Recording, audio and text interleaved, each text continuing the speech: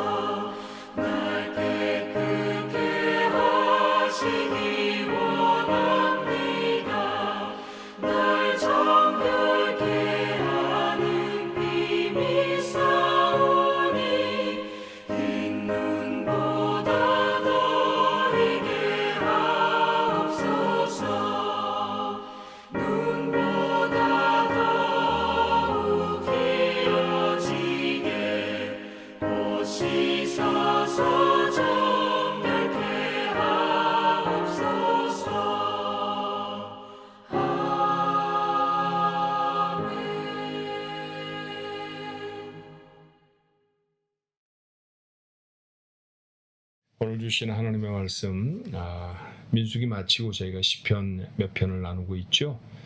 시편 80편 1절로부터 19절까지의 말씀 함께 나눠볼까요?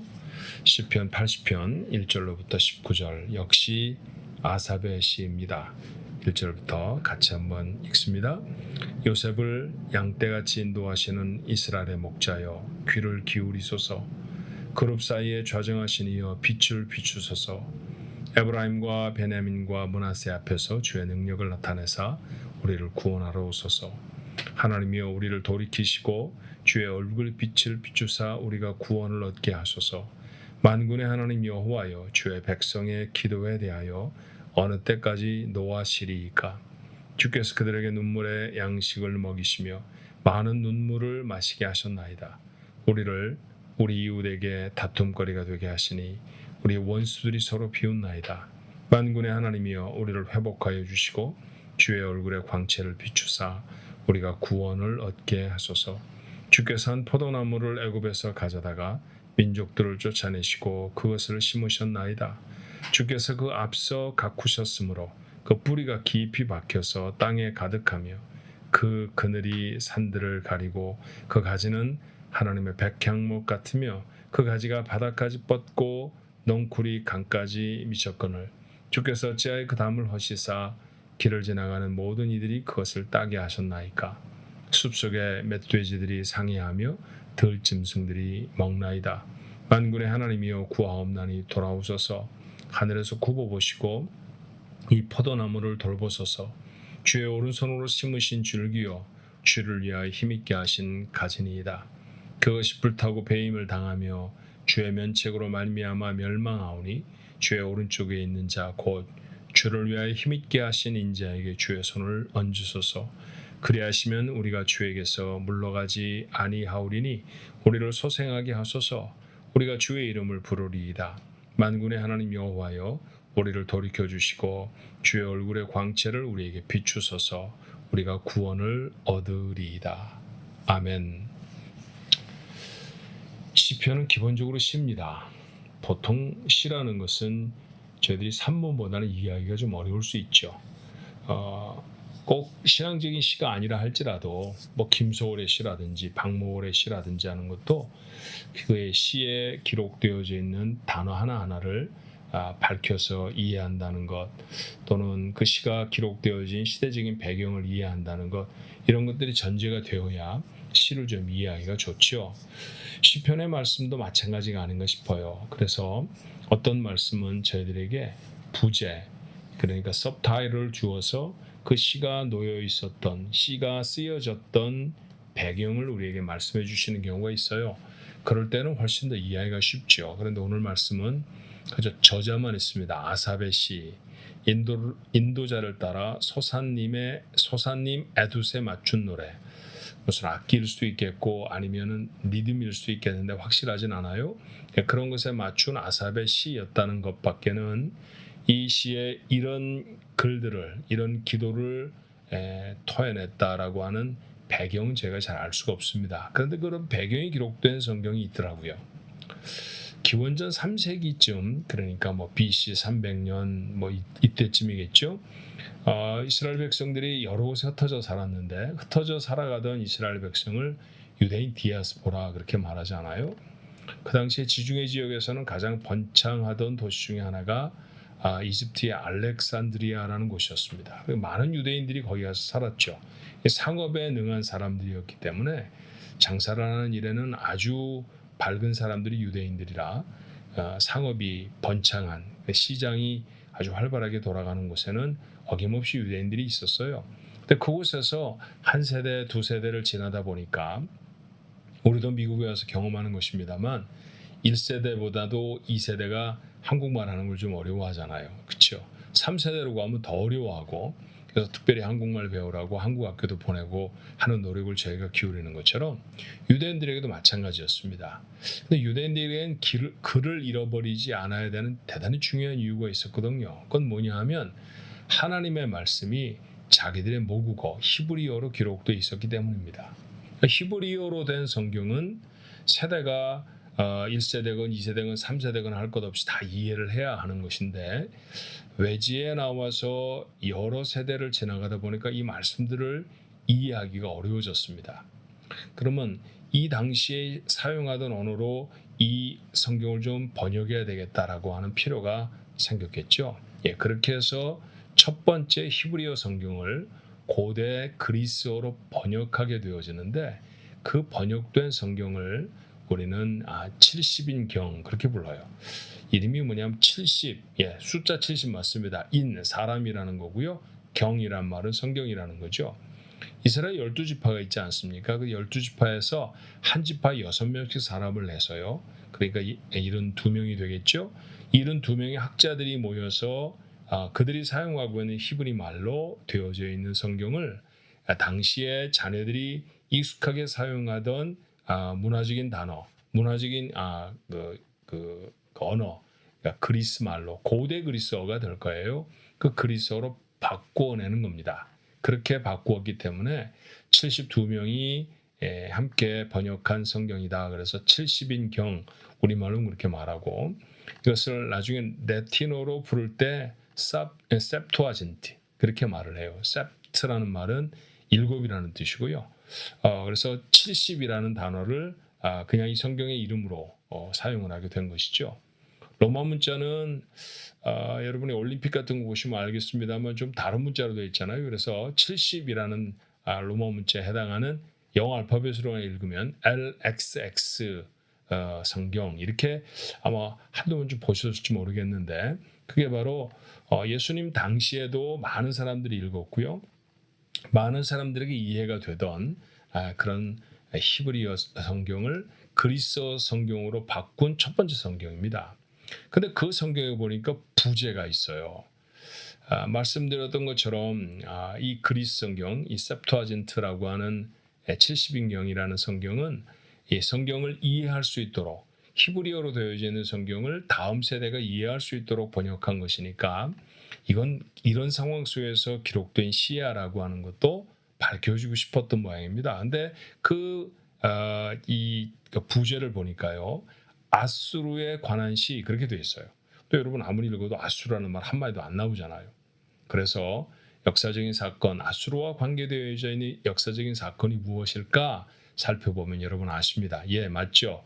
남왕국, 북왕국이 갈라져 있었고 그 북왕국 이스라엘이 그거보다 북쪽에 있었던 아수르라는 나라의 침략을 받아서 망하게 되지 않습니까? 그게 기원전 722년의 일인데 그때 일을 기억하고 기록해 놓은 성경이니까 이제 히브리 말을 그리스 말로 번역해 놓았으니까 너희들이 이거 읽을 때 그때 이런 역사적인 사건 때문에 이 시를 적은 거야라고 하는 사실 이해해.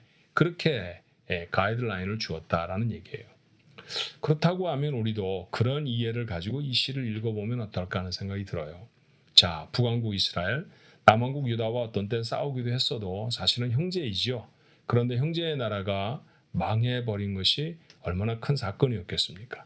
여전히 예배를 드리고 있는 그 정통 유대인들, 예루살렘을 지키고 있는 사람들에게도 그것은 아마 소름이 돋는 두려운 소식이었을 겁니다. 아삽은 그래서 이런 시를 적었을까요?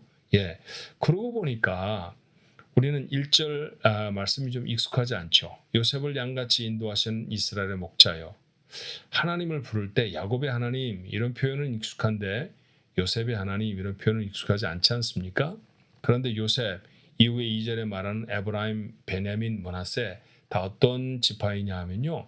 전부 다 북왕국 이스라엘에 살던 사람들이거든요. 그러면 이제 무릎을 치게 돼요. 그렇구나. 북왕국에 살던 사람들이 어려움을 당했고 그 소식을 들었던 사람들이 오늘 이렇게 시를 적어서 하나님 앞에 기도했겠구나 라고 하는 이야기를 알 수 있게 됩니다. 오늘 본문의 말씀에는 이야기 한 편이 등장하죠. 8절부터 13절에 있는 말씀이에요. 자, 아삽은 이런 노래를 합니다. 주께서 한 포도나무를 애굽에서부터 뽑아서 가나안 땅에 옮기셨습니다. 그런데 그곳에 많은 나무들이 많은 민족들이 있었는데 그거 다 뽑아내고 다 쫓아내고 그것을 심으셨다는 거죠. 그리고 애지중지 보호를 하셨어요. 열심히 잘 키우셨습니다. 잘 키우셨으니 잘 자랐을 것입니다. 가지가 풍성해지고요. 뿌리가 깊어졌죠. 그런데 그 나무를 지키려고 하면 울을 만들어서 담이겠죠. 담을 만들어 지켜주어야 할 터인데 어느 날 주인이 담을 허무셨다는 거예요. 그래서 바깥에 있는 사람들이 들어와서 열매를 다 따먹게도 되어지고 심지어는 짐승까지 숲속의 멧돼지까지 나무를 치받게 되어졌습니다. 그러니 나무가 상했다는 얘기죠. 우리는 조금 전에 말씀드렸던 조금 긴 얘기였을까요? 그런 이 시의 배경이 되어진 이야기를 나누었는데 그렇다고 하면 오늘 시인이 말하고 있는 이 8절로 13절의 이야기가 무슨 얘기인지 압니다. 북쪽에 있는 이스라엘 백성들 하나님의 사람이었는데 아수르라고 하는 사람이 침략하도록 마치 지금 하나님이 하신 것처럼 하나님이 담을 열어주신 것처럼 국경을 열어주신 것처럼 그렇게 표현을 하고 있죠. 그렇게 해서 우리가 유린을 당했고 나라를 잃어버렸고 그리고 어려움 가운데 처하여 있습니다. 지금 고통스러운 상황이에요. 그 고통스러운 상황 속에 그가 부르짖습니다. 근데 그 부르짖는 기도가 뭐예요? 3절은 이렇게 말해요. 하나님이여 우리를 돌이키시고 주의 얼굴 빛을 비추사 우리가 구원을 얻게 하소서. 7절에도 같은 얘기입니다. 만군의 하나님이여 우리를 회복하여 주시고 주의 얼굴에 광채를 비추사 우리가 구원을 얻게 하소서. 마지막 절이죠. 19절에 만군의 하나님 여호와여 우리를 돌이켜 주시고 주의 얼굴의 광채를 우리에게 비추소서. 우리가 구원을 얻으리이다. 사실은 여러 번 표현되어 있는 것이 마치 하나님이 얼굴을 돌리신 것처럼 하나님이 자신의 몸을 돌이키신 것처럼 그렇게 표현하고 있죠. 근데 우리는 알아요. 돌아선 것은 하나님이 아니라 이스라엘 백성이었습니다. 망하기 직전에 북왕국 이스라엘 정말 잘 살았습니다. 무역이 잘 됐고 뭐 돈이 흥청망청이고 나라도 지경이 넓었고 막 그랬거든요. 그러니까 하나님 잘 따르지 않죠. 마치 우리가 살아가고 있는 세상 같습니다. 돈벌이 잘 되고 부유해지고 좋은 세상이 있으면 좋은 세상에 사는 것처럼 생각이 들면 하나님 별로 찾으려고 하지 않는 것. 요즘 우리가 살아가고 있는 샌프란시스코 지역이 아마 그렇지 않은가 싶습니다. 자, 그런 모습이었죠. 자, 누가 등을 돌린 걸까요? 하나님이 막 따라붙는 이스라엘 백성들을 밀쳐내시고 그에게서 등을 돌리신 것이 아닙니다. 하나님은 늘 곁에 계셨는데 이스라엘 백성들이 하나님 말고 돈 바라보기 시작한 거고요. 하나님 속 붙잡는 것보다 세상의 쾌락을 붙잡는 일에 더 열심을 갖게 되어진 것이죠. 그렇게 하나님 앞에서 돌아서 버렸습니다. 근데 오늘 시인은 뭐라고 말합니까? 만군의 하나님이여 구하옵나니 돌아오소서. 돌아와야 하는 것은 하나님이 아니시라니까요. 자, 의인화시켜서 표현했습니다만 그렇다고 하면 이 시는 무슨 뜻일까요? 하나님 돌아오십시오. 하나님 얼굴을 돌리셔서 우리에게 주의 빛을 비춰주십시오라고 하는 말은 다른 말이 아니라 하나님 저희가 하나님께로 돌아가겠습니다. 우리가 살아가는 삶의 자리에서 돌이켜서 하나님께로 돌아가겠습니다. 하나님의 얼굴을 바라보겠습니다. 하나님께로 우리의 얼굴을 돌이키겠습니다. 라고 하는 이야기죠. 때때로 예기치 않은 고난을 당할 때가 있습니다. 병이 들거나 재산을 잃어버리거나 사랑하는 사람들을 잃어버리거나 또는 관계가 서먹해지거나 내 힘으로 어쩔 수 없는 문제가 벌떡 내 앞에 일어나거나 뭐 그런 일들이 우리 앞에 생기잖아요. 고난을 당한다는 것은 고통스러운 일입니다. 하지만 고난에 유익이 있어요. 고난을 당하면 사람의 마음이 겸손해지죠. 이제까지 내가 참 잘하고 살았던 것 같은데 어려움을 당하면 뭘 잘못했나? 뭐가 나한테 틀려진 게 있을까? 라고 스스로를 돌아볼 수 있는 여유를, 시간을 갖게 된다는 거예요. 고난 중에 계십니까? 그러면 그 고난은 하나님이 우리 보러 너희들 고통스러워야 돼 그렇게 주신 벌이나 짐만은 아닐 겁니다. 도리어 그런 일을 통해서 잊었던 것을 회복하고 찾으라고 하신 하나님의 메시지가 담겨 있는지 몰라요. 그럼 뭘까요? 하나님께로 돌아서는 거죠. 어느 사이엔가 우리 삶은 하나님에게서부터 등져 있는지도 모릅니다. 예수를 믿는다고 하면서도 매 주일마다 예배당의 틀을 밟으면서도 우리의 중심은 하나님보다는 세상을 향해 쏟아져 있을 수 있죠. 그런 것들을 다시 주워 담는 거예요. 그리고 오늘 시편 기자는 기도를 통해 하나님 우리가 하나님께로 돌아가게 하옵소서. 은혜 주시지 않으면 돌이키기가 어렵거든요. 그래서 그 은혜를 간절히 사모하고 있습니다. 고난 중에 있는 우리 가족들도 스스로를 살필 수 있는 기회가 됐으면 좋겠어요. 그리고 하나님 앞에 돌아설 것이 있으면 돌아서십시오. 회개하는 거예요. 멀어졌던 것이 있다고 하면 하나님에게서부터 우리를 멀게 놓게 되어졌던 그런 상황이나 그런 문제가 있었다고 하면 그걸 다 내려놓는 겁니다. 그리고 오늘 시편 기자가 기도하는 것처럼 하나님께로 돌아서는 거죠. 고난 중에 살 길은 더 부지런히 더 열심히 살면 되는 게 아닙니다. 고난 중에 살 길은 여호와 하나님을 찾는 것입니다. 하나님을 찾아 고난을 이겨내고 하나님의 영광을 나타내는 우리 가족들 모두가 되시길 바랍니다. 오늘 한 날이 여러분에게 그런 하루가 되기를 축원합니다. 기도하겠습니다. 저희를 사랑하셔서 하나님의 품에 품으셨던 것 제가 압니다. 유모가 아이에게 좋은 것들을 다 공급해 주듯이 하나님은 저희들에게 그렇게 하셨습니다. 그런데 저희가 여유있고 넉넉해지니 하나님 잃어버렸던 데가 많았던 것이죠. 이스라엘 백성이 그랬습니다. 그런데 그 사건은 이스라엘 백성만의 사건이 아니라 바로 오늘 저희들의 사건입니다. 먹고 살만하면 하나님 내려놓고, 건강하면 그 건강으로 하나님 예배하고, 주신 사명 감당하는 것보다 세상 즐거움에 푹 빠지고 많이 그렇게 살았습니다. 혹 그래서 어려운 일을 당한다고 하면 돌아서게 하옵소서. 어려운 일이 없다고 할지라도 오늘 이 시간에 이 말씀을 마음에 담는 이들은 지혜를 주셔서 삶을 살필 수 있게 하시고, 하나님에게서부터 멀어진 것이 있다고 하면 돌이킬 수 있는 지혜를 허락해 주시옵소서. 하나님께로 돌아가는 것입니다. 하나님을 붙드는 것입니다. 그것이 고난 중에 살 길인 줄로 믿습니다. 오늘도 그렇게 하나님을 찾아내는 지혜롭고 용기 있는 믿음의 사람들, 우리 가족들 모두의 모습이 되어지도록 축복하옵소서. 예수님의 이름으로 간절히 기도하옵나이다. 아멘.